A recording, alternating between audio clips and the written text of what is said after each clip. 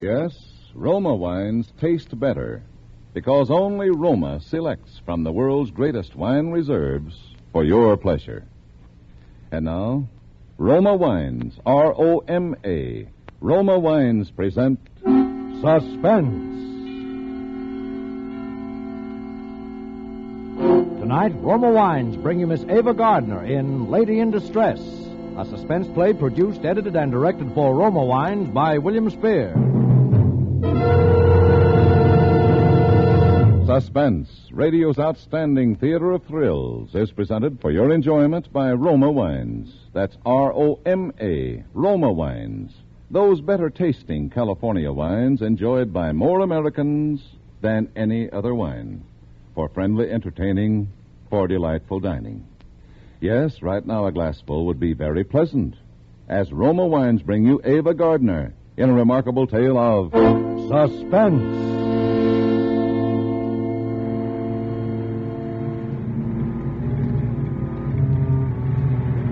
The rain was coming down in torrents, washing huge streaks of gravel from the hillsides onto the road. It was getting dark, and I was beginning to worry.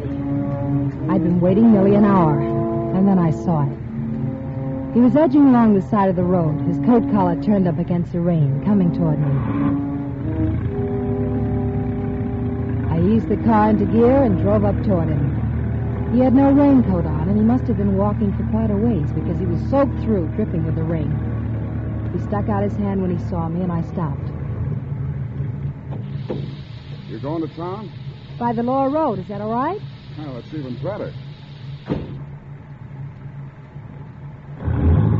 Thanks, lady.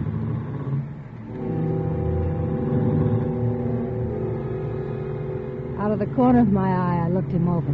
He was fairly young, a little pale and nervous. There was no real fear there, and there was a lot of strength. The kind I liked. It's a miserable-looking world tonight, but it's great to be out in it. Maybe you're right. I know I'm right. Wait till somebody takes the privilege away from you of going where you want to go and doing what you want to do. And you know how good it is to be out. You used the word out twice. Did you just get out of someplace? Yeah. Where? It's my business. Oh, I'm sorry. Yeah, so am I. I shouldn't be so touchy with you. You were nice to me, giving me a ride. Only if I told you where I came from, it might frighten you. I don't think it would. Look at me. There's only one place a guy like me would get out of. Jail? They call it the state penitentiary. Oh, yes, I passed it a half hour ago. Did you just get out? Just got out this morning. This morning? This is Sunday. So what? The state penitentiary doesn't release men on Sunday. Only on weekdays. Well, they released me. You think I broke out? Well, maybe you're wrong, and maybe you're right. What are you jumping for? I'm just reaching for a cigarette. Mind if I smoke? No, you can smoke. Cigarette? No, thanks. What are you getting nervous about? I'm not nervous. See? I told you if you knew where I came from, you'd be frightened. It's natural. Why did you tell me? I just felt like talking. I haven't talked to a dame, a lady, for a long time. Like it? Yeah. Yeah, I do. I don't think I ever talked to one quite like you before. What do you mean, quite like me? You know what I mean. You know what you got on a ball, every bit of it. You like that? I could try. Don't get me wrong. I don't usually pick people up. Okay, relax. I'm not going to do anything to you. Just drive me into the city and let me off. Of course, it would be nice if you didn't say anything to anybody about picking me up. I won't say anything. What are you turning in here for? I'm hungry. I haven't eaten anything all day. You can wait a little while longer. We have 90 more miles to drive, and I'm going to get a sandwich now. Okay. Wait a minute. Let's just understand. You know what this is, don't you? It's a gun. And it shoots. Don't forget that. I won't. Okay, on your way.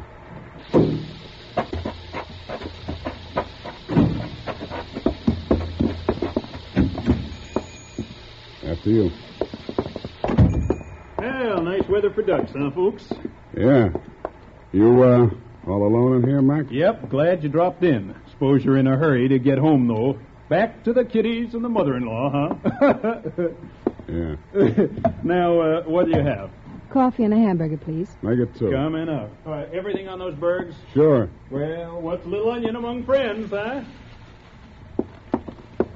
Excuse me a minute. Hey, where you going? If you're going over to use that telephone, lady, you might just as well not bother. It's out of order.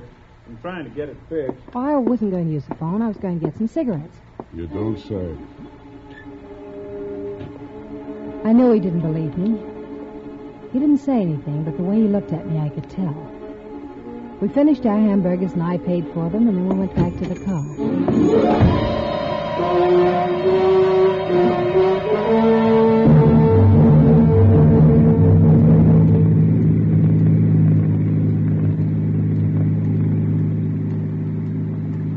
What'd you want to make a telephone call for? I wasn't going to. Wasn't because of me, was it?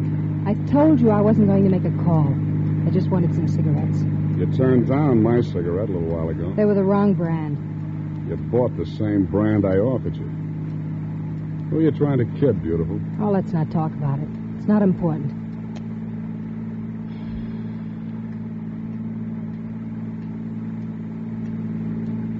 What are you going to do now that you're out? You got a job to do. You got to take care of somebody. You mean your family? No, beautiful. Somebody I got to buy a coffin for. As a matter of fact, I'm not even going to buy the coffin. I'm just going to make it easier for somebody to get one. Sounds an awful lot like you mean you're going to kill somebody. It's as easy as that. I am. Why? I told you I just got out of prison, didn't I? Well, you don't want to get back in. It doesn't happen to make much difference. You see, there isn't much useful left in my life. I'm through. Revenge, huh? Yeah. With all these debts settled, a guy could die happy. That's a strange philosophy. Is it? What are you driving so fast for? I'm in a hurry. I have to get home. It's okay with me. The sooner I get this thing over, the better. Get what over? Hey, that's a cop. That's what you get for driving so fast. Why, I didn't realize it. Pull over. If they ask any questions, tell them I'm your brother. See, your brother. I will.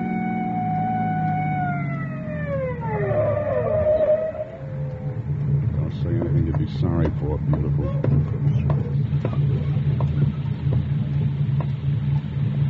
You're going pretty fast for these wet roads, lady. I'm sorry. I really didn't realize it. If you'd skidded into a telephone pole, you would have. Let me see your license. It must be here somewhere. That your husband? No, that's my brother. Oh, here's the license. Thanks. Oh. Where have I seen this name before? I don't know. Oh, sure. Your husband's in the department, isn't he? Well, yes, he is. Nervous about something? No, I'm just tired. Okay. But just take it easy from now on. Here's your license. I will. Thanks a lot.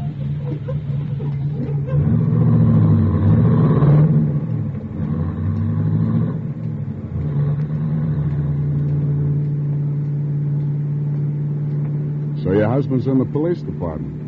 Yes. Maybe you'll get a promotion. For catching you? Don't be foolish. Nobody's going to catch me unless I want him to. Not even you, beautiful. What did you mean about my husband? About his getting a promotion? Well, just between you and me, you know what I mean. Somebody I got to take care of is also in the department. What department? Don't act dumb. The police department. Oh. Keep your eyes on the road. I am. You weren't. You were looking at me. Well, what do you expect me to do? You don't exactly make me comfortable sitting there. You recognized me, didn't you? Didn't you? I'm not sure. Yes, you are. And that could be a mistake. Believe me, I don't know who you are or anything about you. That's a lie. Stop looking at me. All right. I'm going to kill Ralph Harris. I don't want to know anything about it. Yes, you do. You know Ralph pretty well. No, I don't. I never heard of him. Stop dummying up. I saw the license when you handed it to the cop.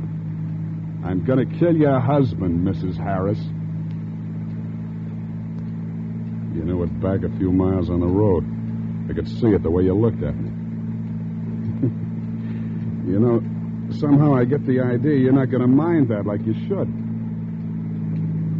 Why don't you say something? I can't think of anything. Now that you know, I think you and me are going to have a little understanding. What are you doing? Nothing. Just reaching for your pocketbook. I only have $10 in it. I don't need money that bad. Then what? I'm going to get your address. Women carry more things. Here it is. 627 Mill Street, huh? Here, you can have your pocketbook back. I'm going to take the license. I want to make sure I don't forget. What are you going to do with me? I haven't quite decided yet, beautiful. I haven't quite decided.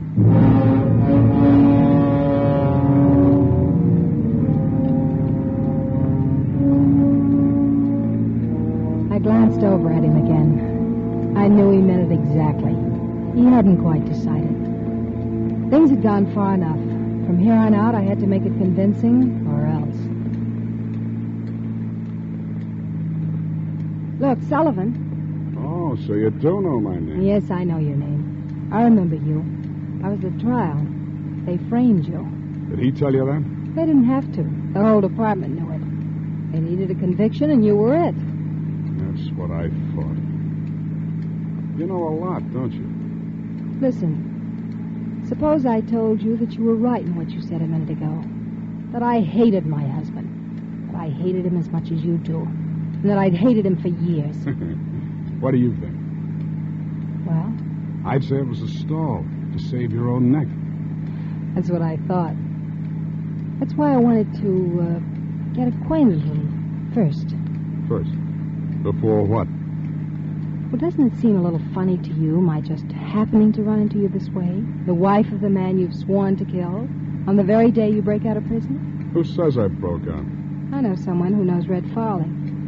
Red Farley? Mm-hmm. He was your contact on the outside that helped you plan it, wasn't he? Listen, beautiful. I don't know how you got this.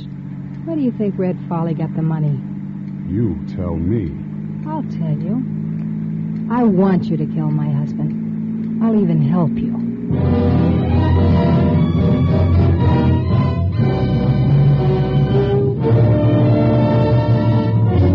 For Suspense, Roma Wines are bringing you Ava Gardner in Lady in Distress. Roma Wines' presentation tonight in radio's outstanding theater of thrills, Suspense.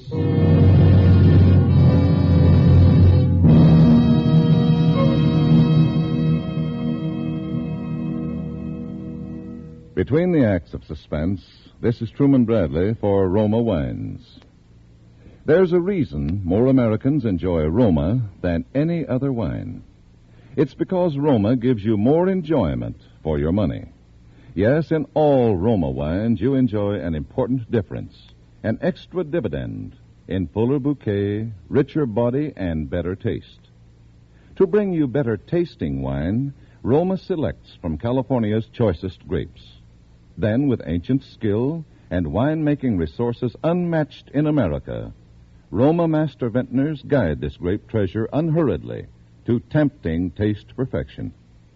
These choice wines are placed with mellow Roma wines of years before, and from these reserves, the world's greatest reserves of fine wines, Roma later selects for your pleasure. So, to enjoy more pleasure for your money, insist on Roma. That's R-O-M-A, Roma California wine. And whether your favorite is sherry, port, or muscatel, you'll find Roma your best buy in good taste. And now, Roma Wines bring back to our Hollywood soundstage Ava Gardner as Evelyn Harris, with Howard Duff as Sullivan in Lady in Distress, a tale well calculated to keep you in suspense.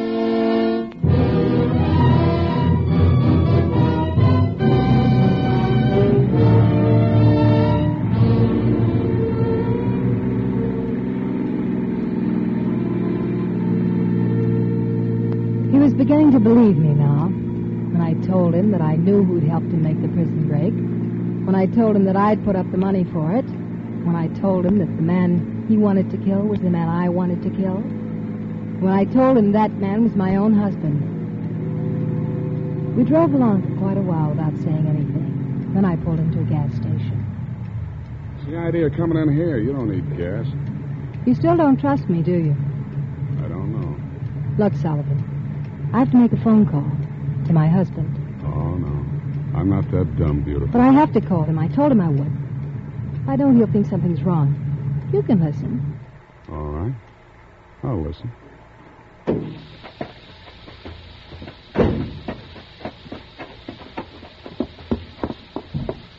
Where's your phone? Oh, it's just inside the door. Thanks. It's right in here, lady. Right on the wall. Right on the wall there, lady. Got your nickel? Look, I know how to use the phone. You don't have to act like you're Orson Welles.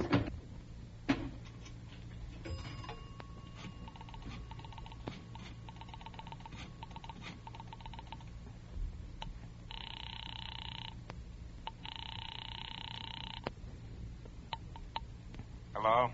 Ralph, Yes? this is Evelyn. I'm 25 miles from the city. The rain slowed me up.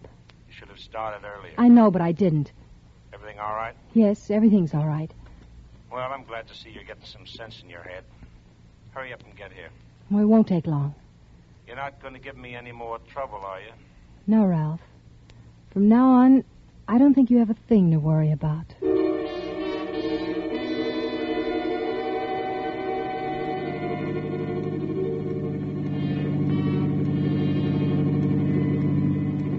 We drove on into town then. I didn't say anything more, and neither did Sullivan. But I knew I had it. He was still playing cautious, but I knew I had it.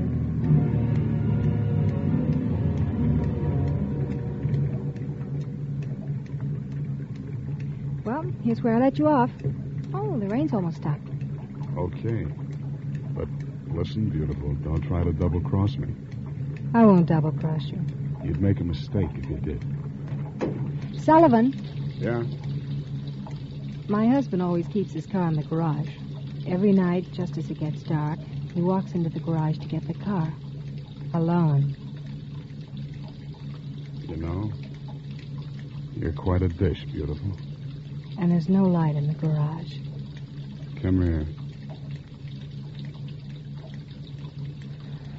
Good night, beautiful.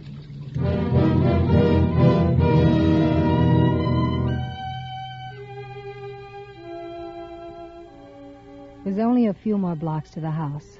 Ralph was waiting up for me, and he seemed genuinely happy to see me. A month ago, Ralph and I had one of our usual fights, and I went north to stay with my mother. But I realized that I couldn't stay with her forever, and the only thing left for me to do was to come back. And I hated it. Crawling back to a man who had no heart, who ran his home like the lock-up pen down at police headquarters. But I had no choice. Ralph was smug about my coming back, as I knew he would be. I kept wondering if Sullivan was actually going through with it. 2 days later, I knew.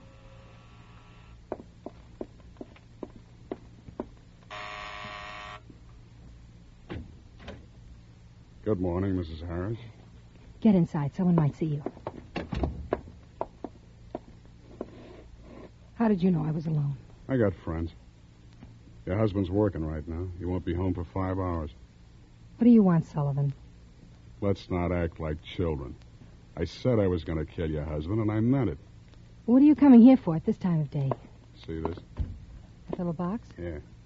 When you do the wrong thing with it, it blows up. Oh. All I do is put this under the hood of somebody's car, hook it up to the starter, and when somebody gets in his car to drive off somewhere, all he does is step on the starter. And he doesn't have to worry about driving a car ever again. Oh. Let's go out to the garage, beautiful.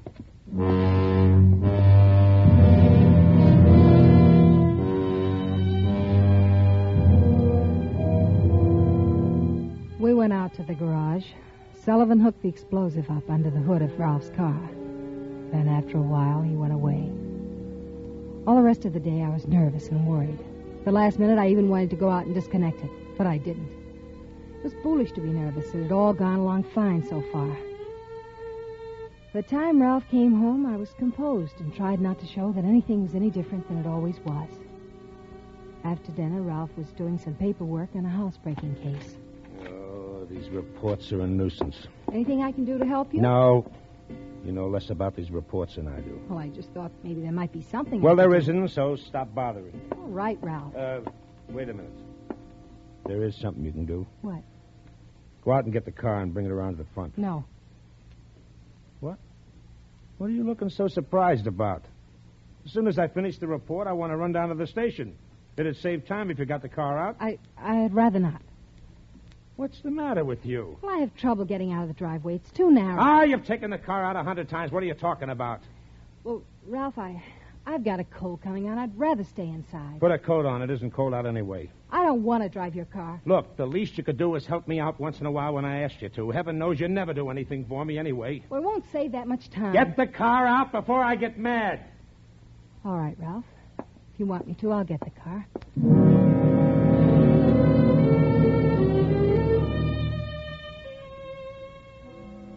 What could I do? I went out and opened the garage doors and putted around for a few minutes and slammed the door a couple of times. And I went back in the house. Well? Well, what, Ralph? Is the car out in front? Wouldn't start. What do you mean it wouldn't start? Oh, I don't know. It just wouldn't start. The motor wouldn't turn over. Oh, you give me nothing but trouble. It isn't my fault. It's your car. All right. Forget it. Why don't you go out and try it yourself? Because I won't, that's all. I've been having trouble with my battery. It's probably run down again. If it wouldn't start for you, it won't start for me. I'll look at it tomorrow sometime. Oh, do what you want. Wait a minute. Excuse me. I have some reading to do. Well, wait a minute. What do you want? Call up headquarters and have them send a cruiser around for me.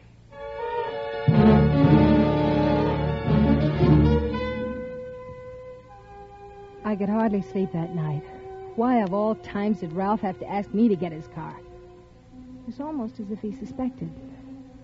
I knew he'd have to get the car sometime, but I was afraid he might check over the car and find out what was wrong with it and discover the mechanism. Or he might send a mechanic out from a garage to look at it, and an innocent person would be killed. And I was afraid of Sullivan by this time, terribly afraid. I was exhausted from nervousness and lack of sleep when I got out of bed the next day. Ralph had breakfast and went off to work in the police cruiser. I didn't dare go near the garage. I didn't dare do anything except just wait.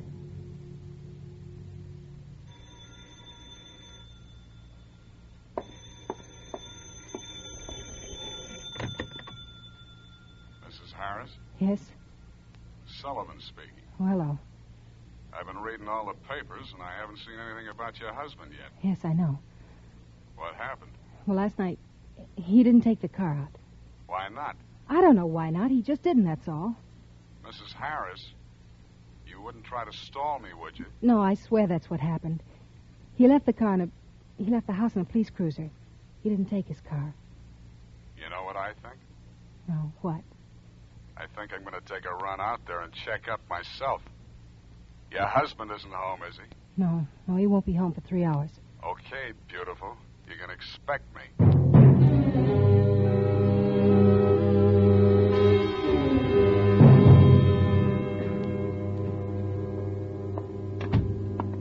Well, you could at least...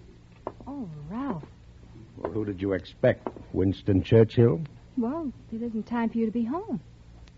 Who said there was a certain time for me to be home? Well, you don't usually get home this early. Well, there wasn't much doing today. I have a few hours coming to me, but... What's the matter with you? Nothing. Why? You're nervous about something.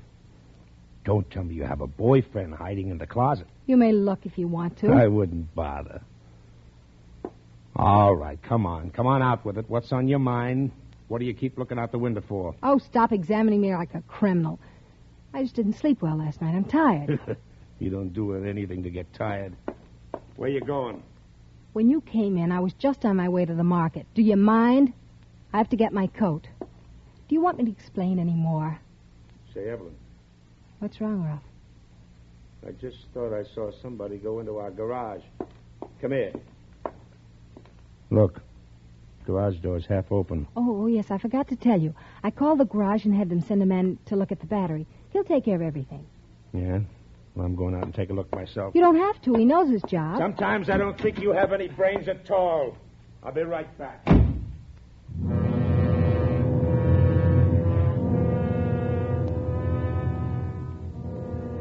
I stood there at the window watching. I knew who was in the garage, and it wasn't a mechanic. It was Sullivan. Ralph walked off the back porch and across the yard, and then into the garage. I didn't know what was going to happen. I kept thinking, only one man will come out of there alive. And then I thought, maybe I'll be lucky. Maybe neither of them will come out alive.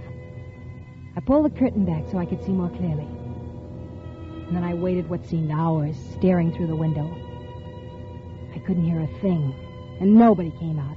Nobody. I moved closer, my face pressed against the glass. And then just before it happened, somehow I could hear it coming.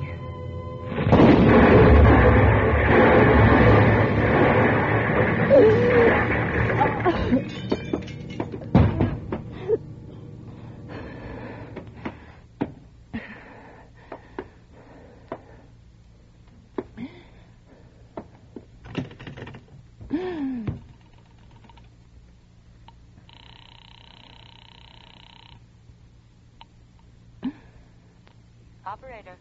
Get me to police headquarters. Just a moment.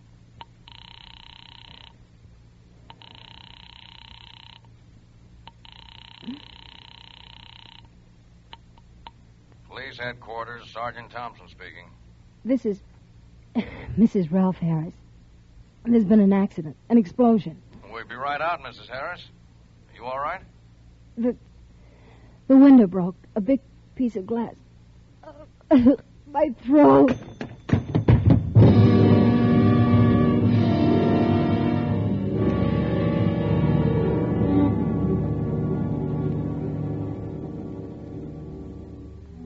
One way I was lucky. Neither of them did come out alive. But in another way, I wasn't so lucky. I'm going to die.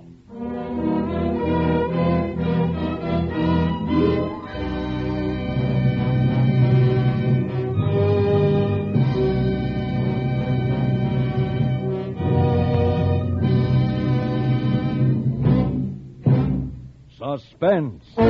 Presented by Roma Wines. R-O-M-A, Roma, America's favorite wines. Before we hear again from Ava Gardner, star of tonight's suspense play, this is Truman Bradley reminding you that in all Roma wines you enjoy an extra premium goodness in fuller bouquet, richer body, and better taste.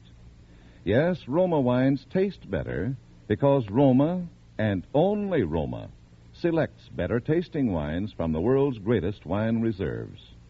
That's why more Americans enjoy Roma than any other wine. So ask for Roma wine, R-O-M-A, Roma, a premium wine in everything but price. Enjoy Roma California Sherry before dinner tomorrow. This is Ava Gardner. It's been a great pleasure to appear on Suspense, which is such a favorite to all of us here in Hollywood. Next Thursday's Suspense show will be one that I certainly won't miss. The most coveted honor which a radio program can achieve is the annual award given for excellence in drama by the George Foster Peabody Foundation. This year, the citation was given to Suspense, and one of the 3 suspense plays which is particularly mentioned in connection with the award was that which will be rebroadcast next Thursday.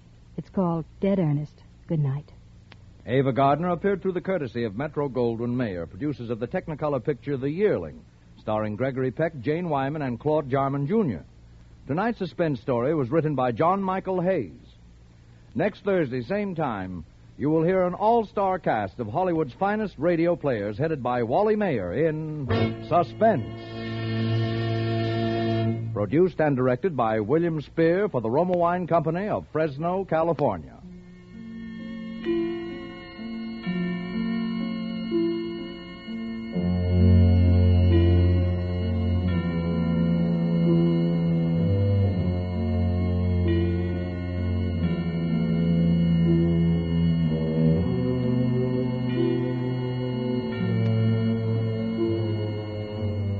In the coming weeks, Suspense will present such stars as Robert Mitchum, Virginia Bruce, Angela Lansbury, and others. Make it a point to listen each Thursday to Suspense, radio's outstanding theater of thrills.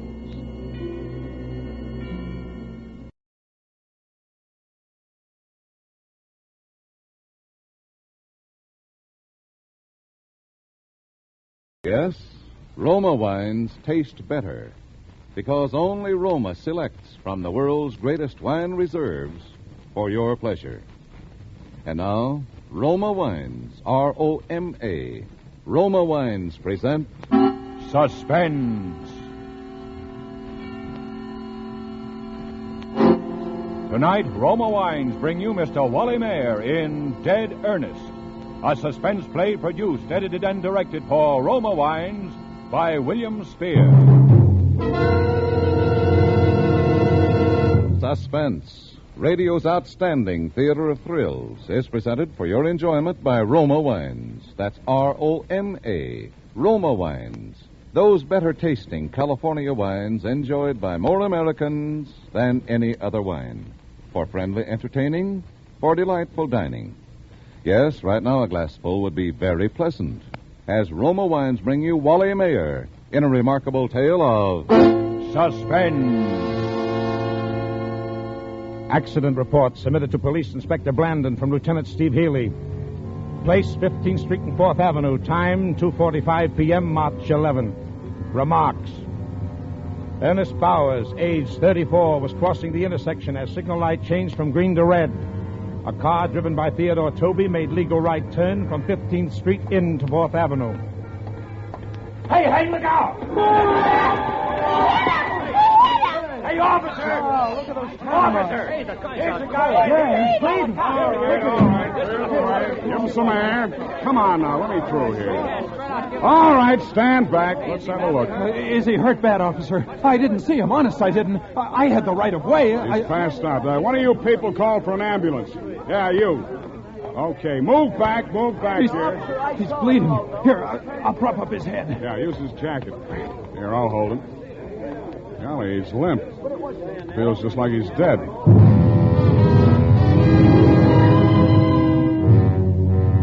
Yes, Ernest Bowers felt like he was dead. Ernest Bowers suffered from catalepsy, a strange disease. He carried at all times a note in his inside coat pocket stating that he was a cataleptic and that in the event of seeming death, his wife should be immediately notified, or his doctor in the event his wife is unavailable. The letter also requested that no autopsy or embalming should be performed on his body for 72 hours, although in his particular case, the duration of the attacks were usually 4 hours or less. Ernest Bowers also wore a sterling silver bracelet with an inscription reading, "Do not embalm me. I am not dead." Catalepsy is a disease of the nerves and mind. The physical condition of the cataleptic when he is under a spell closely resembles death in all aspects, including the primary stages of rigor mortis. Officer Abbott was at the scene of the accident. He administered first aid to the injured man before making out his report. There, that ought to stop the bleeding. Looks like just a cut on his forehead when he hit the ground.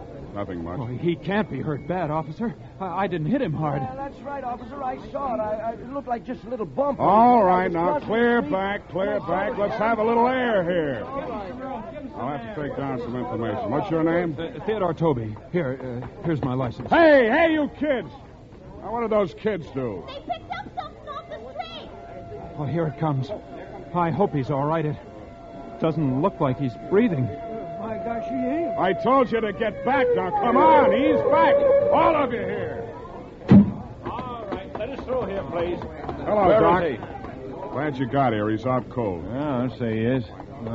Have a look. Well, let's get him away. He's dead. Well, anyway, it didn't happen in the coach. Okay, we'll take him away. Keep them back, officer, will you? Okay, keep back. Come on, clear out. Show's over. All right. It's the second one today. Yeah. Well, let's go.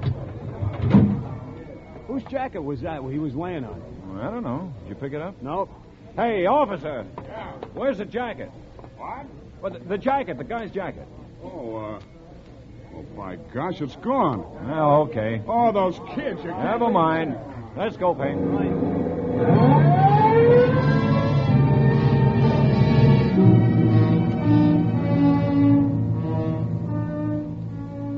Ernest Bowers had lost the identification of his condition. The letter was in the inside pocket of his jacket.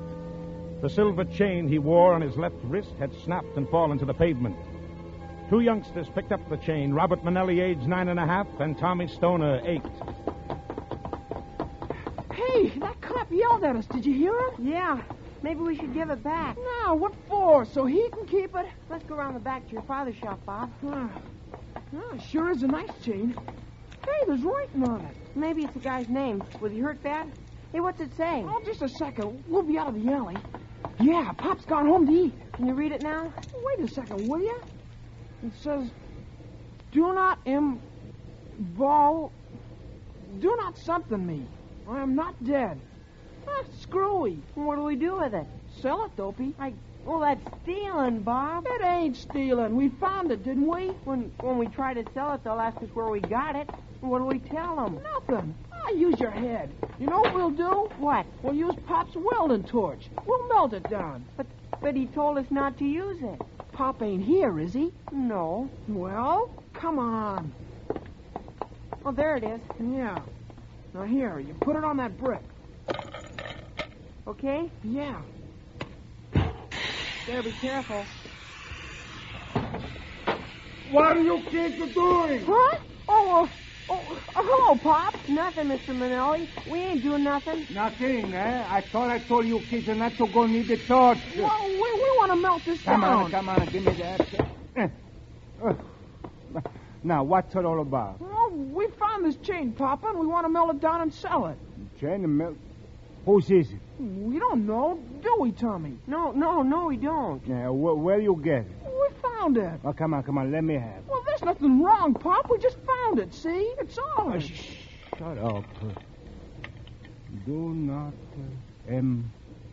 embalm me. I am not dead.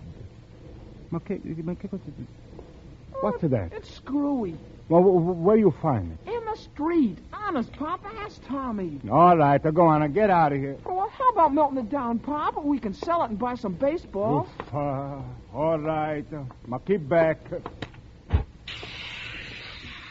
Yeah, look at Tommy. You see it? Yeah. Starting to melt. You see how he does it? Keep away, I told you. It's all melted.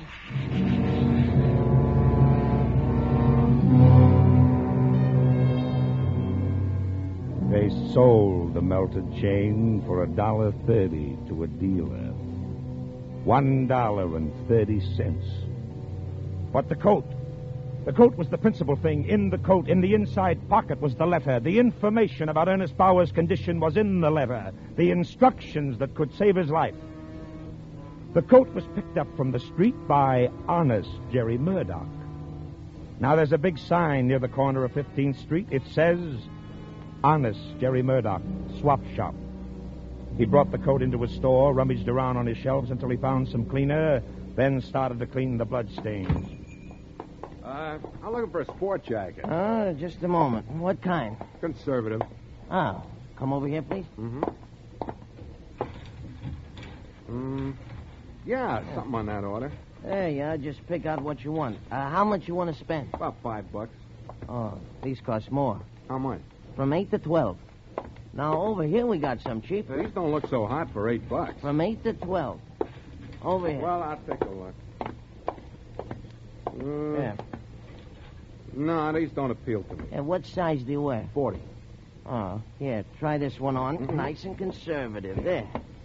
Yeah, it's kind of tight around the shoulders. Yeah, tight. Yeah, it looks cheesy. Well, I guess you ain't got what I want. Wait a minute. Wait, what's your hurry? I'm just putting a new one in stock over here by the counter. Huh? Nah, that looks all right. What size is it? I don't know. Here, let's try it on you, huh? How's that? Yeah, this feels all right. All right. Yeah, it's kind of stiff in front here. It's almost new, ain't it? You'll break it in. Feels like cardboard or something. Look, you want it $5. Okay. There might be still a couple stains on it. I ain't had time to take them out. You use some cleaner on it to bring it to the tailor's. He'll spot it. It'll be better than new. Yeah, here's the $5.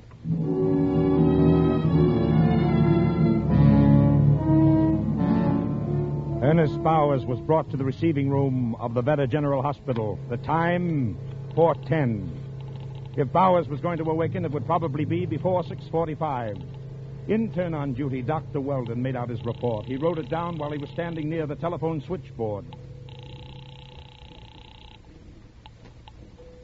Hello. This is the Veta General Hospital. Is there anybody by the name of Bowers at home? That's Bowers, Bowers. No, nobody home. Is Mr. Bowers married? His wife thinks so. Where can I reach her? There's been an accident. I don't know. She's out. Will you tell her to call the Veta General Hospital? Yeah? What happened? Mr. Bowers is dead. That's funny. Just a superficial cut on forehead. Well, that's cardiac. They come and they go. Get me the orderly room, honey. Okay, use that phone there. Right. Yeah? This is Dr. Weldon. There's a delivery for you to go to the morgue. Morgue now? Yeah. I ain't had anything to eat since... Yeah, I know. Since lunch. Go on now. It's down in the receiving room. The papers are down there, too. Can I get a sandwich first? No. Go on. Get going. Oh, why can't I wait a few minutes? It's got to go now. They'll want to start the embalming so they can go home. It was then 4:22 in the afternoon. Dr. Theodore J. Weldon left Honey at the switchboard and walked upstairs to the intern quarters and settled down to reading the sports page of the afternoon paper. At that moment, if anyone had been in receiving room B of the Veta General Hospital where the body of Ernest Bowers lay on the patient carriage, they would have seen a fly crawl slowly across the face of the dead man, and they would have seen his nose twitch.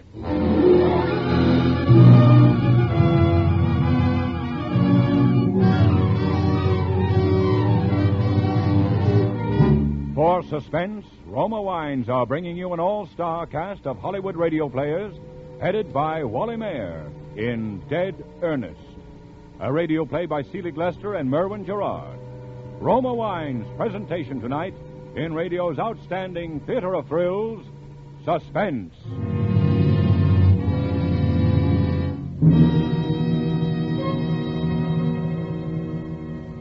Between the acts of Suspense, this is Truman Bradley for Roma Wines. In Roma Wine, you enjoy an important difference. Yes, Roma gives you an extra dividend of enjoyment in fuller bouquet, richer body, and better taste.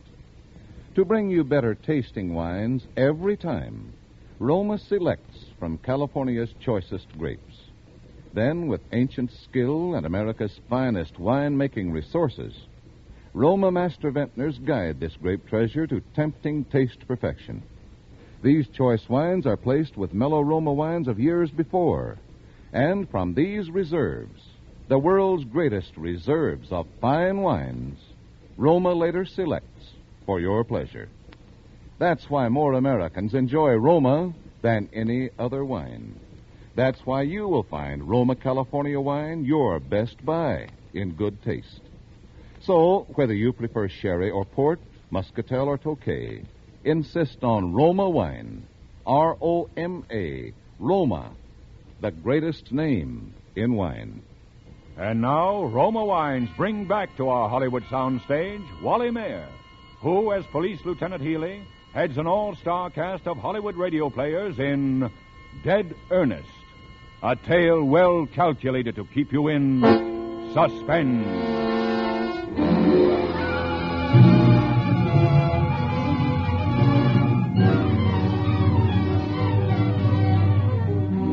Henry Prince had purchased the coat in which was the letter that could save the life of Ernest Bowers. When Henry Prince left honest Jerry Murdoch's second-hand store, he stopped to have a chat with some friends, made some purchases at the grocery store, and then started home. The time, a few minutes after 5. He lived about 2 blocks from the scene of the accident, and his wife was waiting for him. Turn around a little bit, will you? How do you like it for $5? Oh, looks all right. You lose some of that weight. Look better. Wait a minute. What's that, a spot? Where? You take it off a minute. Here. Yeah? Yeah. I wonder what that is. Oh, he said there were a couple of spots. Cleaner will take them out. Yeah, it looks like it might be. What's this in the pocket? I don't know. Heaven's sake. To whom it may concern, please open and read. Well, that's what must have felt stiff, huh? Yeah. This note is carried on my person wherever I go. It is to advise responsible parties that I am a cataleptic, that if it appears as though I am dead, I am not. And that my body is not to be molested for a period of 72 hours, neither by autopsy nor by embalming, although the maximum periods of my attacks usually do not exceed 4 hours.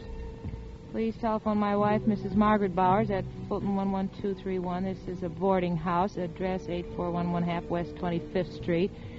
If she is not there, please try X Mr. 43422. This is the number of Dr. Benton. It is of vital importance. It may mean my life. Thank you, Ernest Bowers. Yeah, that's a funny one. Where'd you get that jacket, Harry? That honest Jerry Murdoch. Gee, I wonder what we can do. Well, nothing. It's probably forgotten already. Somebody sold the jacket to him, forgot to take the letter Doesn't off. sound like something a guy'd forget. No, the devil. Well, it might be important. Say, look at that, Harry. Those spots look like blood. No, too dark. That's the color that blood turns. I'm going to telephone that number. Well, go ahead, but I think you're wasting your Oh, time. well, hush. Will you a minute? Oh, for crying out loud. Keep still.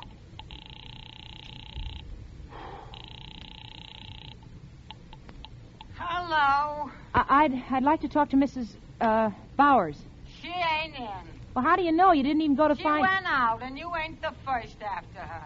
Who else wanted to get in touch with her? Oh, somebody. I don't know who. Oh, well, thank you.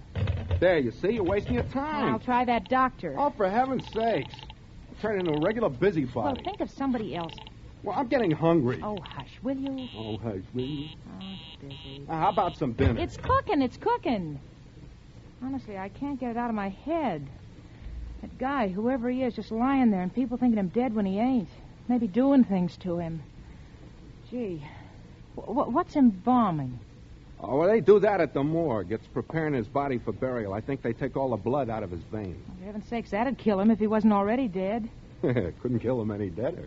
Harry, I'm going to find out about that coat. Now, where's this place you bought? Now, wait a minute, Francis. I put in a good day's work. I'm tired. I don't want to run around the city looking for something I don't even know about. Well, I'll go myself. How about me at home here while you go out? I want to eat. I'm hungry. Well, dinner won't be ready for another 15 minutes anyway. Where's the place? Oh, all right. I'll go with you.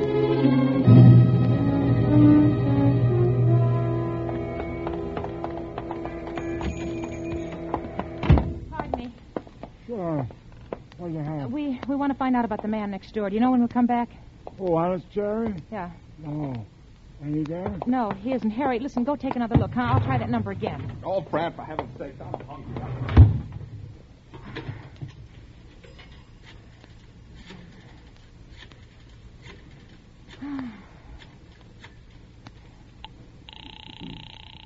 Oh. Well, they answered. I'm using this... Oh. Well, he ain't back yet. Well, what does this sign say, 10 minutes? Yeah, but those guys put up signs like that if they're going away for an hour. Well, we'll just wait a couple of more minutes. Oh, come on, Francis. Wait. I'm going to run. Is Mrs. Bowers in? No. Mr. Bowers. He's dead. He is? That's what they tell me. Well, look, listen, will you You're please... bothering me, lady. I got a meal set up on the table. I can't be answering a million questions. All I want to know is when Mr. Bowers died. How do I know? Ask Mrs. Bowers. She'll be home soon. Yeah, well, thanks. Well? Mr. Bowers is dead. I found that out. Oh, you see? I told you. Well, what about the letter, then? What if he ain't dead? What if they only think he's dead? Well, what do you want to do, wait here all night? If I have to. Well, without me, then. Well, just do as you please. I'll be home. I'm hungry. It's after 6. If you think more of a crazy letter than you do of feeding your own husband, then that's all. What do you mean, that's all? Just what I said. That's all. Oh, Harry, the trouble with you is you haven't got any imagination. No, I haven't got any imagination. I'm just a home-loving guy. That's all. I don't go sticking my nose where it don't belong. Oh, well, for heaven's sakes, go home, then. I'll find out about it. Think of something besides your stomach once in a while. Officer! Yes, ma'am? Do you know where the fellow who owns that swap shop lives? Honest Jerry Murdoch? No, ma'am, I don't. Oh, dear. Gee, I want to get in touch with him, and there's a sign on his door saying... Why don't you ask him, ma'am? There he is now, Huh? just going in over there. Oh, gee, thank you. Mr. Murdoch? Yeah? Oh, gee, sure glad you came back. Come in. Just out having a bite of tea. Yeah, listen, you sold my husband a jacket, a sport jacket this afternoon? Did I? What kind? Well, a light blue one with little red boxes in it. It had a few stains on it. Oh, sorry. I can't take anything back once it's sold. No. I don't want to give it back. Listen, where did you get it, Mr. Murdoch? How can I remember where I got it? Long ago? Was it very long ago? I don't see what's any of your business where I got it. Well, it may be important. I've been trying to reach the numbers. The doctor's number's always busy, and His wife isn't home yet. I don't know what you're talking about. Look, tell me one thing, just one thing. Did you have the jacket in here a long time? Well... Oh, please, listen, it's very important. Well, no, I just got it in this afternoon. Well, where did you get it? Look, you said one question, you asked it, I answered it, that's all. There was blood on it. Well, that I can't help. Listen, if that man's alive and they do anything to him, I'll just never get over it. I'll never be able to live with myself. What are you talking about? Listen to me. There was a letter in the inside pocket of that jacket, you see. It said that Ernest Bowers was a cataleptic. What's that? He goes into fits? No. A cataleptic is somebody who looks like he's dead at times, and he isn't. He goes into a spell, and it looks as though he's dead. You see, sometimes they take dead bodies to the morgue. They embalm them. That means they take all the blood out of their veins. Now this fellow Bowers is a cataleptic. I don't know whether he's dead or alive, or even if he's worrying about this letter, but I got to find out. There was... What? An accident before. Where? Who was in it? I don't know. Believe me, lady, I didn't know anything about all this. You think that this guy was taken away in an ambulance was a catalepsy? That coat, was it his? Yeah, lady, but it was left there in the street. They drove away and left Who? it. The ambulance. What ambulance? I don't know. It was on the corner. The cop was there. He told somebody to call an ambulance. It came and took away the man. Is that the cop out there right now? Yeah, but look, you gotta protect me. I ain't done anything wrong. I didn't know anything like this had happened. I would never have taken a coat of... Officer!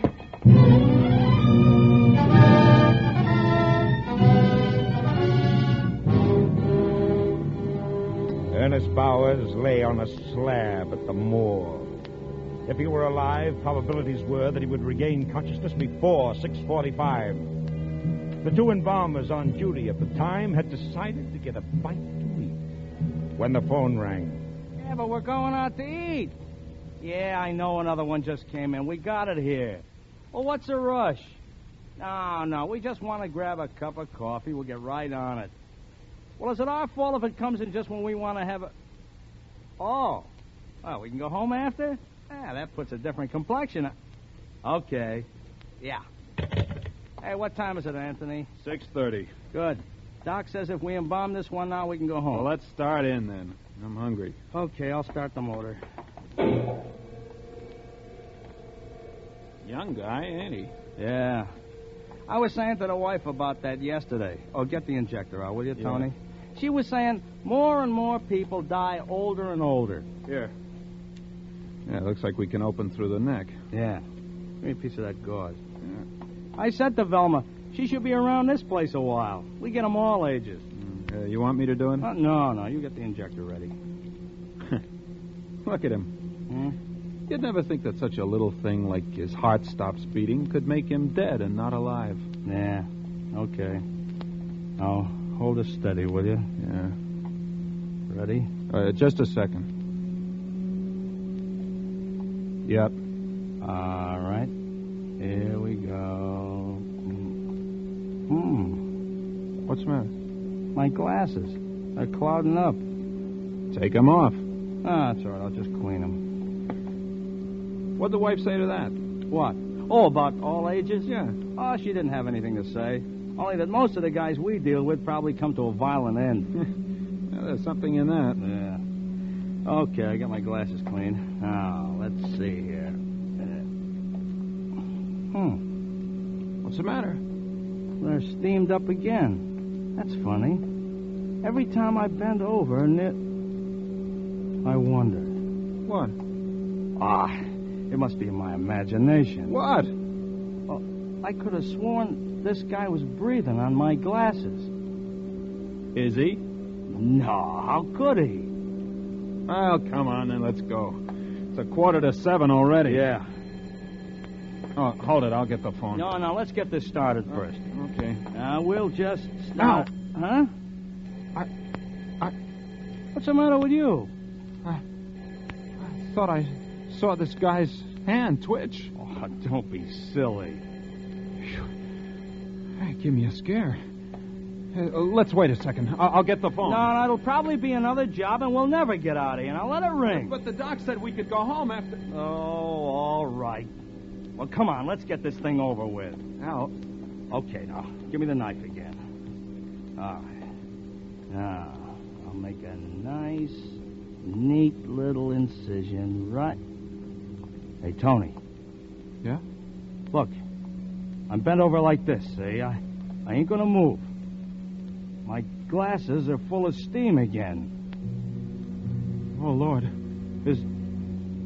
Is he alive? Hey, look at me. I'm shaking all over. Look at him, Al. Look at his lips. Huh? Listen. Shut that thing off.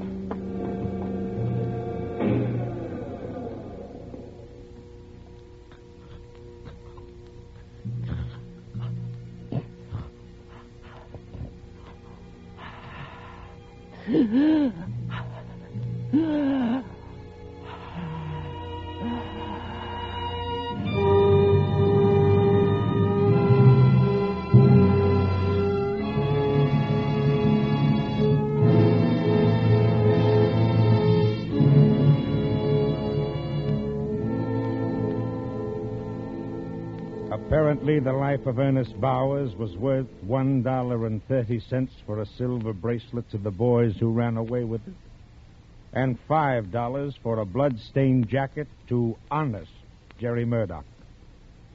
Their petty thefts brought a man to the brink of death. As for the busy telephone in the doctor's office, it wasn't busy at all. The good doctor had unwittingly replaced the receiver on the phone stand incorrectly. There's just one more episode which perhaps does not belong in an accident report, but which I would like to include. After regaining full consciousness, Ernest Bowers put in a telephone call from the morgue. Hello. Hello, Mrs. Brawley. Is Mrs. Bowers in? I don't know. I'll see. Josie, see if Mrs. Bowers is home. Who is it? This is Mr. Bowers. Who? Mr. Bowers? They told me you was dead. The hospital called and said... I know, Mrs. Brawley, but they made a mistake. Oh, well, here she is. Hello. Ernest? Where are you? Well, darling, it's quite a long story. Well, You never see, mind. You get right home. Do you hear? Your dinner's getting ice cold.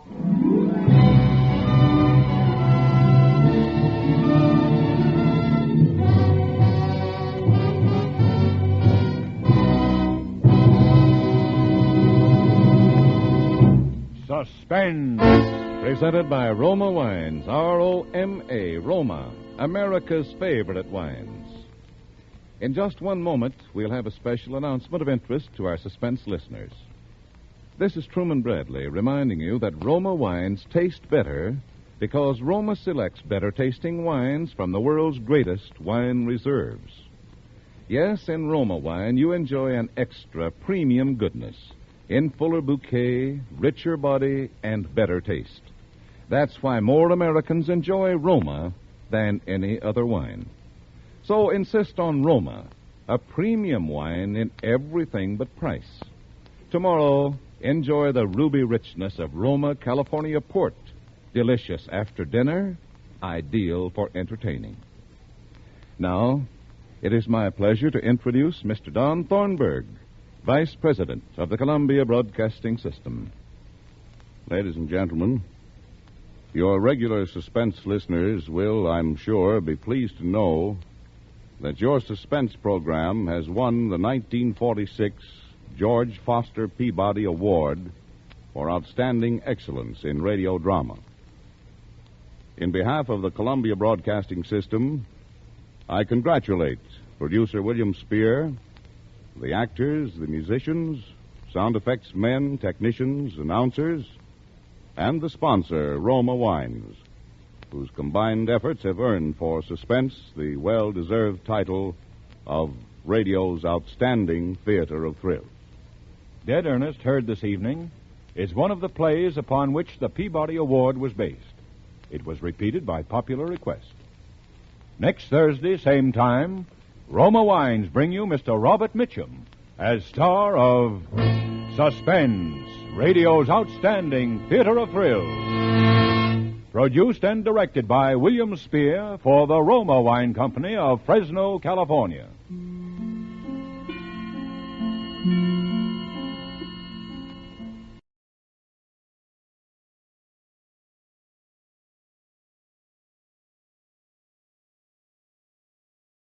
Yes, Roma wines taste better Because only Roma selects from the world's greatest wine reserves for your pleasure. And now, Roma Wines, R-O-M-A. Roma Wines present Suspense. Tonight, Roma Wines bring you Mr. Robert Mitchum in Death at Live Oak, a suspense play produced, edited, and directed for Roma Wines by William Spear. Suspense, radio's outstanding theater of thrills, is presented for your enjoyment by Roma Wines. That's R-O-M-A, Roma Wines. Those better tasting California wines enjoyed by more Americans than any other wine. For friendly entertaining, for delightful dining. Yes, right now a glassful would be very pleasant. As Roma Wines bring you Robert Mitchum in a remarkable tale of suspense. Do you know what death is? It's a simple surgical process whereby a man's name is cut off from his body.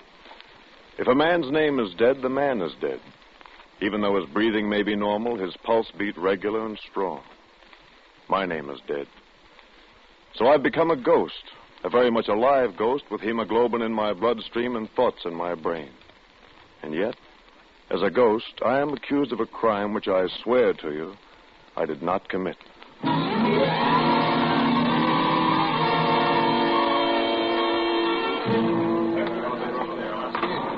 Going up. Name your floors, please. Seven, please, seven. Thank I you. had just Name your finished a floors, rather please. harrowing day with my attorney, and I wanted a few moments' relaxation at the Sky Room before driving home to Palo Alto. As I stood in the elevator, I was conscious of someone staring at me. A girl, wearing an orchid which had been completely crushed against the shoulder of her mink coat. She was young, early 20s, I'd say, a sort of face which I find peculiarly attractive. Lean, tanned. She stood perhaps 3 feet away from me in the elevator. Her eyes stared steadily into mine. I glanced away, then looked back again. She was still staring at me. Then she stepped over close to me. Going up. What are you doing here? I beg your pardon? Why did you follow me? You know I didn't want to see you. I think you've mistaken me for someone else. 21st floor. You're Rex Melville. No, my name is Sutherland. Oh, I'm so sorry. You look exactly like... Oh, please, forgive me. This is your floor, ma'am. Oh, thank you. Good night, Mr. Sutherland. Good night. Sky room, sir? Yes, the Sky Room. Thank you.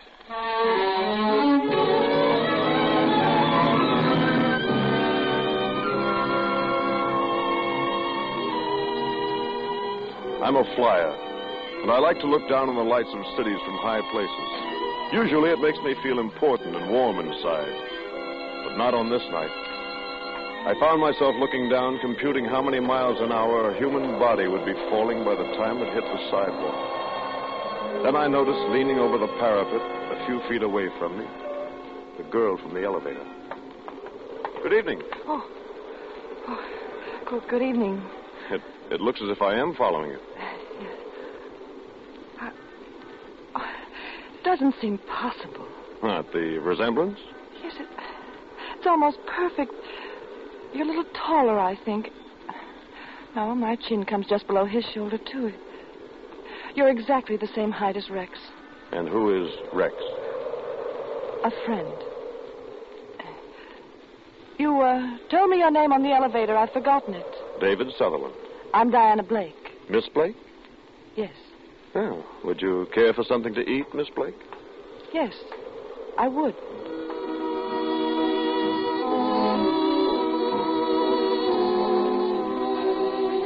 We had a rare bit, I think, and we talked about the customary subjects with the expected flippancy. She was beautiful by every standard except the Flemish. There was a thrilling compactness about her. My mind floated through all sorts of conjectures, but Miss Blake bolted me back to reality. I lied to you. What? My name isn't Diana Blake. It's Mrs. Melville. Rex is not a friend. He's my husband. Oh, somewhat more than a friend. In this case, somewhat less. It's so incredible. So utterly incredible to sit across the table from someone who looks exactly like my husband and have a good time. Better leave. He might find us here. Of course. Philippe? Yes, Monsieur Sutherland? Check, please. May I see you home? Oh, it's not necessary. I have a suite here in the hotel. Here is the check, sir. I'll sign it. May I borrow your pencil, Philip? I'm deeply sorry, Monsieur Sutherland. What? I've been asked to tell you that... Now, look, I've been signing checks at the Sky Room for 5 years. Yes, Monsieur, but the accounting Please, department... don't hate me if I pay it. Oh, no, I couldn't possibly You allow... will find, David, that I am a woman of extremes. I've either a great deal or nothing. Right now, the only thing I have a great deal of is money. Philippe. Thank you, madame. Don't be angry, please. It's a small price for saving my life. Saving you? When you spoke to me out there on the parapet, I was getting ready to commit suicide.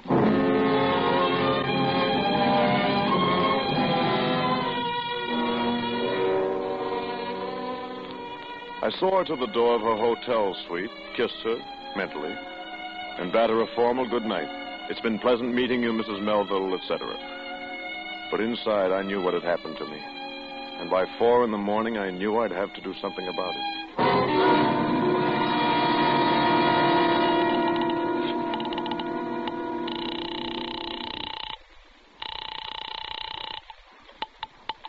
Market 0500. I'd like to speak with Mrs. Melville. One moment, please. I'm sorry, sir. There is no Mrs. Melville registered here. Operator, how about a Miss Blake? Diana Blake? I'm ringing Miss Blake's apartment. Thank you.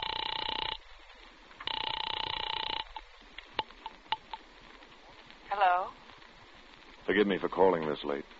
David Sutherland. I wasn't asleep. I thought you'd call. I've got to see you. I know. As soon as possible. You see, it's 4:15. I'll meet you in the hotel lobby at, better make it an hour from now. Oh, no, not the lobby. There's a little coffee shop, Radnick's, around the corner on Post Street. I'll be there. 5:15.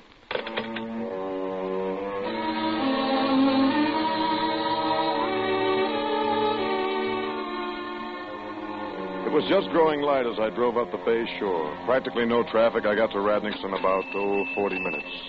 She was there waiting for me. We ordered coffee. Anything else? Eggs, toast? No, I'm not hungry. Do you know what I want to talk with you about? I think I know. There are a few things we have to get clear. Are you married? Yes. The hotel has you registered as Miss Blake. I've been separated from Rex for 3 years. I met him in Buenos Aires. We were married. Didn't work. So I left him. No divorce? I hate scandal. Nobody knew I'd been married. It was foolish, but I came back here and became Diana Blake again. And he dropped out of your life? Until last week. Just showed up out of nowhere. It seems he suddenly needs money, and a wealthy wife's a handy thing to have. Can't you buy him off? It doesn't stop there. He wants to live with me. I can't stand being in the same room with him. And he looks exactly like me. That's why I married him. He's very attractive. His appearance... But he's not a human being. And you'd rather kill yourself than live with him? Yes. Now listen to me. Raise your head. Listen to me. Yes. I'd rather die than go through what I have to do this week. You know the firm of Sutherland and Sons? The importers? I used to have a third interest in the company. But there have been some cagey stock manipulations by my dear cousins. I wound up with a safe deposit box full of waste paper. I may have to go through bankruptcy. Oh, I'm sorry. Now, look. We both considered suicide. That's no good. But what would happen if we both became... Husband and wife? Yes. What will happen to Rex? Rex is going to become the late David Sutherland. Oh, no. Now, look, I've thought it all out. I have some property up in the High Sierra, a summer house called Live Oak. The only way to get there is by air. The place has been advertised for sale. Now, suppose you told Rex you were interested in buying Live Oak. Could you ask him to fly up with me in my plane? Well, he likes to fly, but he might be suspicious. You can make it sound logical. Tell him you want to try to make a go of your marriage. Live Oak seems to be an ideal place for a second honeymoon. Yes, I'll try. Does he have any friends in San Francisco? None that I know of. He's lived in Argentina for years. Oh, one thing, his voice. It's a little higher pitched than yours, and he speaks more precisely. I can get by. What accounts does he have here? Bank accounts? Doesn't have any. Using traveler's checks and the money I've had to give him. Will he stay with you tonight? If I let him. Good. That'll give me a chance to go through his hotel room. Where's he staying? The Park Row. Room? I don't remember. Oh, yes, 518. 518. Now, tonight, Diana, you tell him about Live Oak. Say I'm a real estate broker, and make some remark about the resemblance. Yeah, all right. Tell him that tomorrow night is the only time I can fly him up to the summer house. I'll meet him at the Palo Alto airport at 9 o'clock. In the evening. The air is smoother at night. Can you land at Live Oak after dark? No, Diana. But Mr. Melville will never land anywhere alive.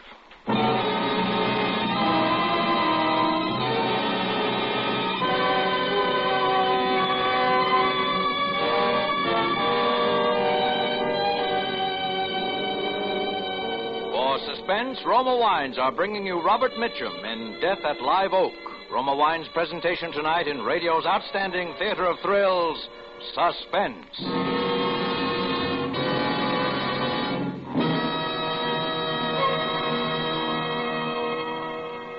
Between the acts of Suspense, this is Truman Bradley for Roma Wines. When you share Roma wine with family or friends, you enjoy fuller bouquet, richer body, and better taste. Yes, Roma wine gives you more enjoyment for your money, an extra dividend of taste pleasure in every sip. To make absolutely sure that Roma wines taste better, Roma selects from California's choicest grapes. Then, with centuries-old skill and wine-making resources unmatched in America, Roma master vintners guide this grape treasure unhurriedly to tempting taste perfection. These choice wines are placed with mellow Roma wines of years before. And from these reserves, the world's greatest reserves of fine wines, Roma later selects for your pleasure. Tomorrow night with dinner, enjoy the superiority, the better taste of Roma California Burgundy or Sauterne. Discover for yourself why more Americans enjoy Roma than any other wine. That's R-O-M-A, Roma. Your best buy in good taste. And now, Roma Wines bring back to our Hollywood soundstage Robert Mitchum as David Sutherland, with Mary Jane Croft as Diana Blake in Death at Live Oak, a tale well calculated to keep you in suspense.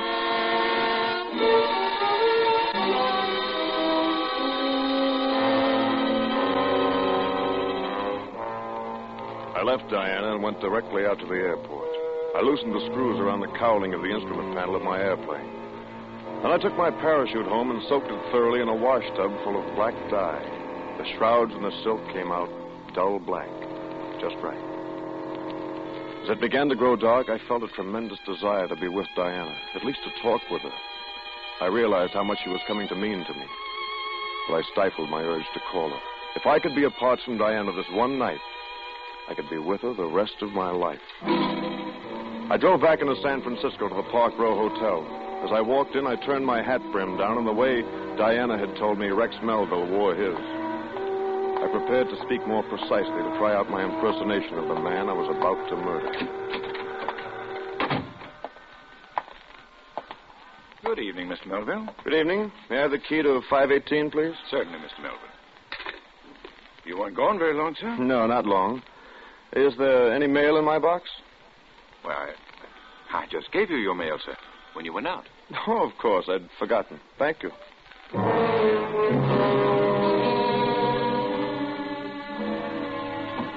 I went on up and unlocked the door to Rex Melville's room. Empty. And in a rather slovenly state of disorder.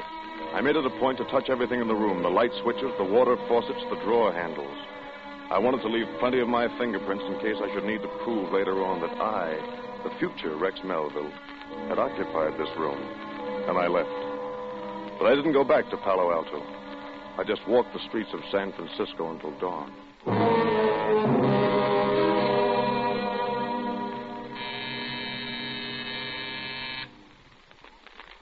Who is it? David. Just a moment.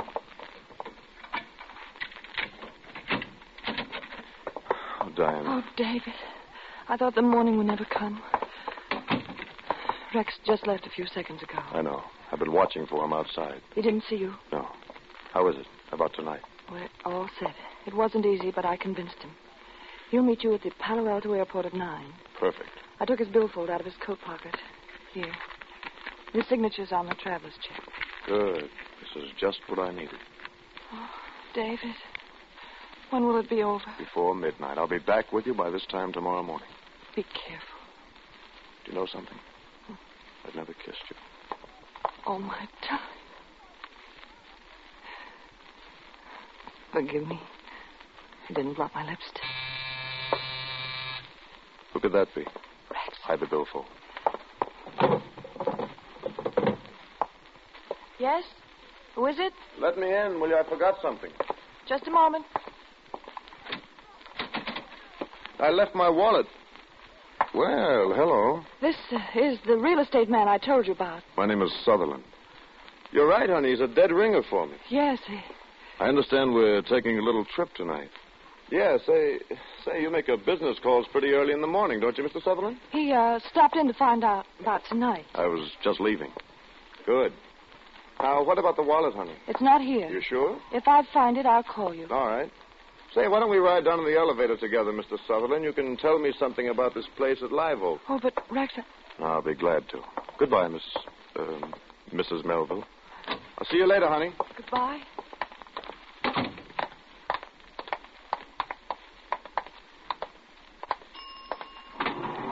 Down car. Go right ahead, Mr. Sutherland. No, after you. All the way down? Yes, the lobby, please. Yeah, I hope you're a good pilot, Sutherland. I've been flying 10 years. What kind of plane do you have? Metal monoplane, a high wing. It seats 2 people side by side. Say. What's the matter? Hey, you fellas twins? No. I thought for a minute I was seeing double. Have to go see an eye doctor or something. No, we're not twins. You sure do look alike, though. Glad I don't have to see an eye doctor. Oh, here's the main floor. Watch your step, please.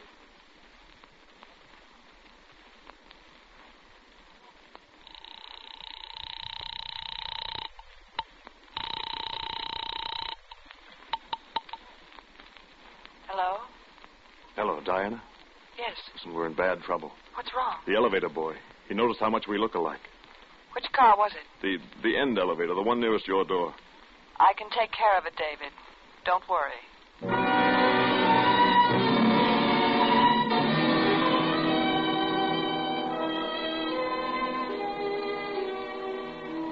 It was a ghastly day of waiting. I wired the Ambassador Hotel in Los Angeles to reserve a room in the name of David Sutherland. I remarked casually to one of my neighbors that I was flying down to Los Angeles in the evening. Promptly at 9 o'clock, I drove to the airfield. It was dark and deserted. I dumped my black parachute in the pilot's seat and waited. 9:15, no Melville. 9:30, still no sign of him. About 20 minutes of 10, I saw some headlights turn down the dirt road that leads to the hangar line.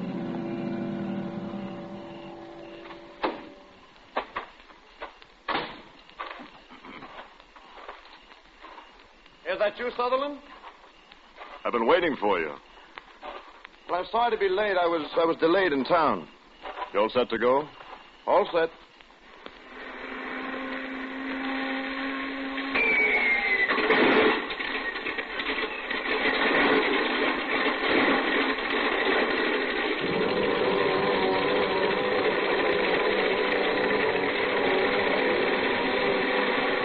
No one saw him get into the plane. The airport isn't normally equipped for night operation. I didn't waste much time warming up the engine. This would be the last takeoff for my ship, so it didn't make much difference. I gave a full throttle roar down the asphalt runway and banked sharply out over the bay.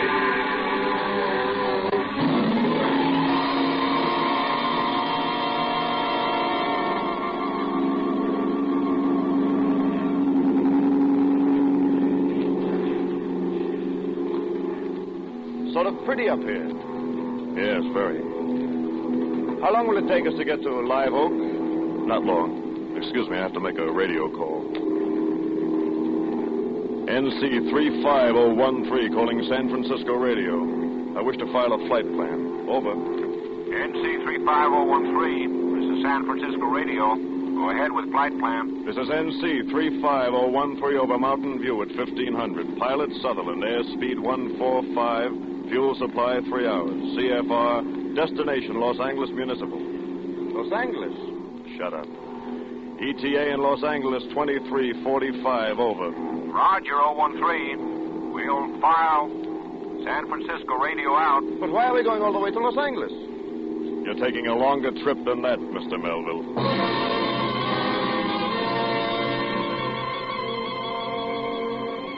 I grasped the loose cowling from my instrument panel and swung it squarely against his head. He fell forward against the seat belt. There was no blood. The bruise on his face was exactly where the cowling might strike him if an accident threw him forward against it. Quickly, I screwed the cowling back in place, and then I set about exchanging clothes with my unconscious passenger. It was difficult in the cramped cabin, and I had to watch my flight control. I propped Melville into the pilot's seat and buckled his safety belt. Then I strapped on my own parachute and trimmed the ship nose down. As it started to pick up speed in a steep dive, I shoved open the cabin door and leaped.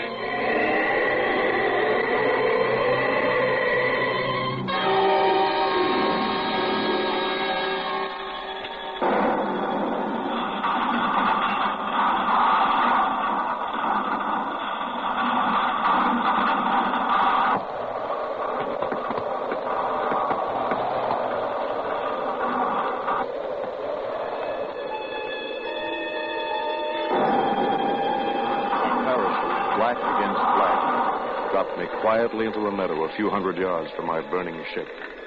The wreckage was complete. I pulled in the chute, wadded it up, and tossed it onto my funeral pyre.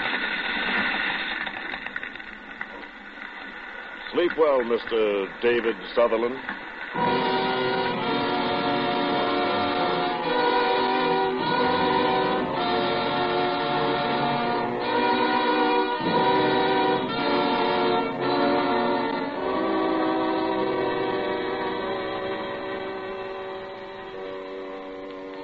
My plane had rammed the wild wilderness on the lowest slope of Mount Hamilton. I struck out on foot for the road which I knew from my maps, ran down the mountain from Lick Observatory to San Jose. As I walked along in the moonless night, I felt free. For the first time in many months, no more debts, no more threats of bankruptcy, no more scavenging attorneys. From San Jose, I took the bus back to Palo Alto, keeping as inconspicuous as possible. At the airport, I got into Rex Melville's car. No, it was my car. I was Rex Melville now. It was just getting light as I drove up Bayshore Boulevard. I went into a pay phone booth to call her and tell her everything was all right.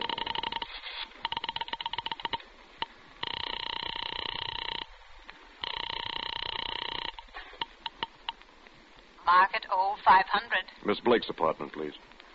Miss Blake? Diana Blake. One moment, sir. I'm ringing Miss Blake's apartment. Hello? Hello?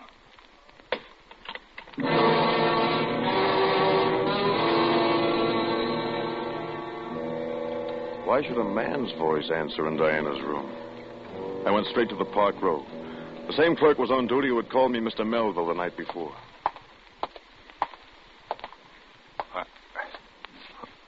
Good morning, sir. Good morning. The key to 518, please. Yes. Yes, Mr. Melville.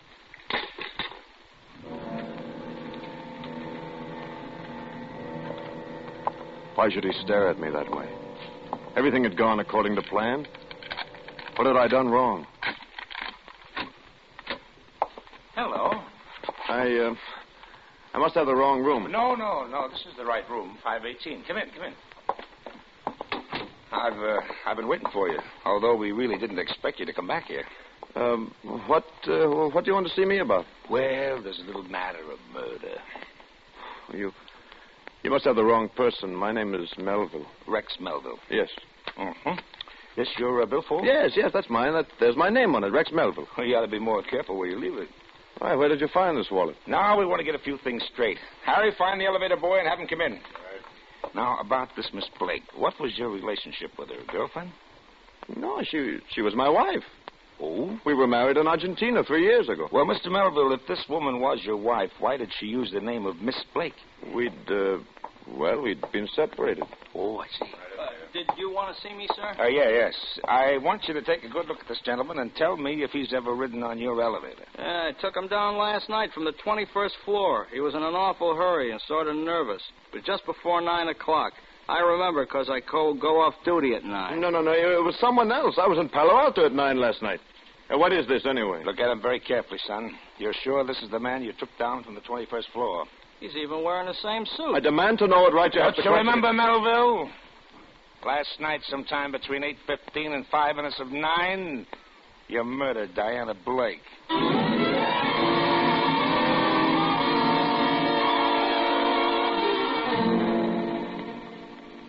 I don't remember the next hour at all.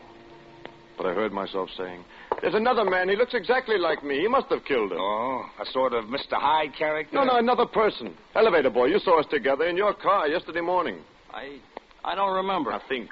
You asked if we were twins, and you said something about going to an eye doctor, remember? No, I don't remember. He's lying. Diana bribed him not to tell. Why should she have bribed him? Because I'm not Rex Melville.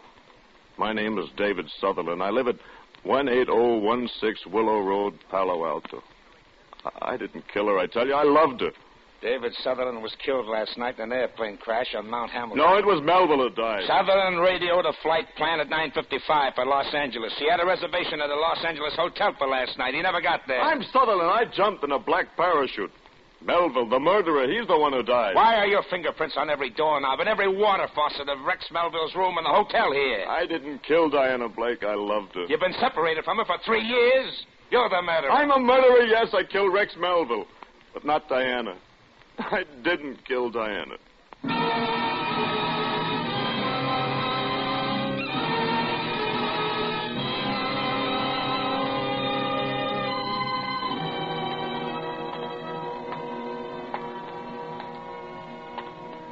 So, there it is. Now you know what can happen when a man's name is severed from his body.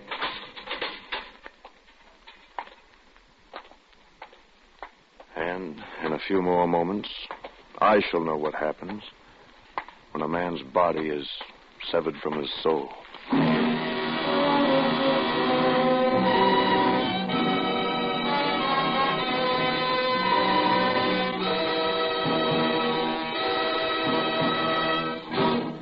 Suspense. Presented by Roma Wines, R-O-M-A, Roma, America's favorite wines.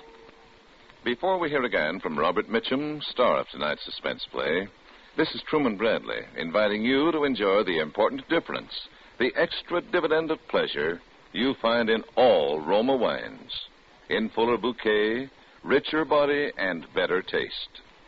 Yes, Roma wines taste better because Roma, and only Roma, selects for better taste from the world's greatest wine reserves. That's why more Americans enjoy Roma than any other wine. Enjoy the better taste of Roma California Burgundy with your dinner tomorrow. Insist on Roma wines.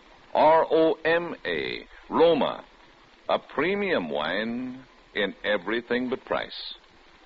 And now, Robert Mitchum. Ladies and gentlemen, it's been a great pleasure appearing for you on Suspense. I hope you enjoyed it as much as I did. I know you'll like next week's Suspense show when Roma Wines brings you Virginia Bruce in a very unusual play about a lonely woman who unknowingly invites murder into her home. I'll see you soon. Thank you. Good night. Robert Mitchum will soon be seen in RKO's Crossfire with Robert Young and Bob Ryan. Tonight's suspense story was written by Robert E. Lee and E. Jack Newman. Next Thursday, same time, you will hear Miss Virginia Bruce as star of Suspense. Produced and directed by William Spear for the Roma Wine Company of Fresno, California.